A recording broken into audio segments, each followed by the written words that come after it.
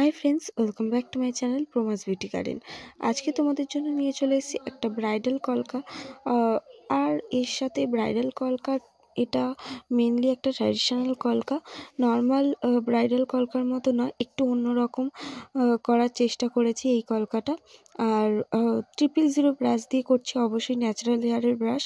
আর কালারটা যেটা আমি ইউজ করছি সেটা হচ্ছে, আমি একটু কালারটা তৈরি করি মানে চন্দন যে কালারটা সেই কালারটাই। এটা এখানে একটু ইয়েলিশ টাইপের লাগছে, বাট এটা আসলে চন্দন কালার, যেটা আমি হোয়াইট, ব্রাউন আর রেড যে ক্রিমসন কালারটা, তিনটে একসঙ্গে মিশিয়ে এই কালারটা তৈরি করে নিই।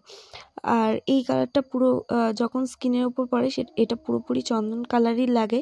এখানে লাইটের জন্য একটু ইয়েলিশ টাইপের লাগছে, তো তোমরা দেখতেই পাচ্ছ।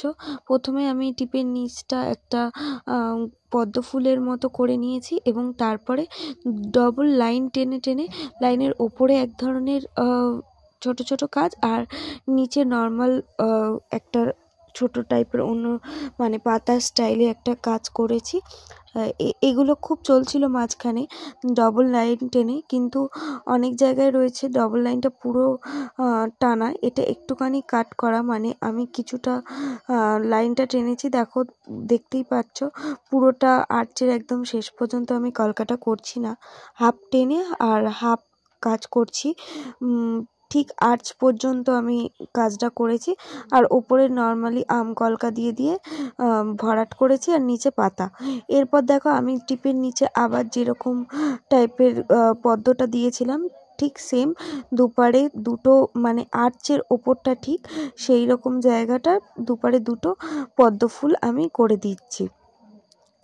এইভাবে মাঝখানটা আবার পদ্ম ফুল দিয়ে দিচ্ছি। দেখো, এক পারে যেভাবে দিলাম অন্য পাশটাতেও ঠিক সেমভাবেই আমি দুটো পদ্ম ফুল করে নিচ্ছি। এই পদ্ম ফুলটা কিন্তু 5টা পাপড়ির নয়, এটা আমি একটু নিচের দিকেও দুটো পাপড়ি অ্যাড করেছি, যাতে যে দুটো ডবল লাইন টেনের যে মোটা যে জায়গাটা হয়েছে সেই সামঞ্জস্যটা রাখতে পারি, খুব সরু যাতে না হয়ে যায়, তাই জন্যই ডবল পাটি ইয়েটা ফুলটা করেছি। এরপর দেখো, আবার লাইনটাকে আমি টানলাম, আর এবার আর ডবল লাইন টানিনি, এবার সিঙ্গেল লাইনের উপরেই কাজ করব। তো একদম লাস্টেও একটা সেমভাবে লোটাস করলাম এবং ধারে পাতার মতো শেপগুলো দিয়ে দিয়ে পুরো লাইনটা কভার করে দিলাম। এইভাবেই পুরো কলকাটা আমি করলাম এই একটা কালার দিয়ে। এরপর দেখো, আমি হাইলাইট করব এবং যেখানগুলো ফাঁকা রয়েছে সেখানগুলো একটু ছোট ছোট করে আমি কলকা স্ট্রোক অ্যাড করে দিলাম এবং দুপাশেই সেম করেছি। ওপরে যে কটা পাপড়ি করবে নিচেও চেষ্টা করবে সে কটাই পাপড়ি করার গুণে নিয়ে। তো আমিও সেইভাবেই করেছি, প্রত্যেকটা জায়গা দুদিকটা একটু সেম রাখার চেষ্টা করবে এই কলকাগুলোর ক্ষেত্রে, কারণ একদিক অন্যরকম হয়ে গেলে বা ছোট বড় হয়ে গেলে খুব প্রবলেম হয়। তো এইভাবে দেখো, আমি পুরো কলকাটাই করে নিয়েছি, দুদিকে সেম করার চেষ্টা করেছি যতটা পারা যায়। আমি এরপর কি হবে, আমি হোয়াইট যে কালারটা সেই কালার দিয়ে আমি হাইলাইট করছি। দেখো, তোমরা আমাকে এখানটা জানিও যে শুধু ইয়েলিশ যে কালারটা মানে চন্দন যে কালারটা সেই কালারটা দিয়ে করলে ভাল লাগতো নাকি এই হাইলাইটটা করে বেশি ভাল লাগছে। এবং এরপর আমি রেড দিয়েও হাইলাইট করব এই কাজটা।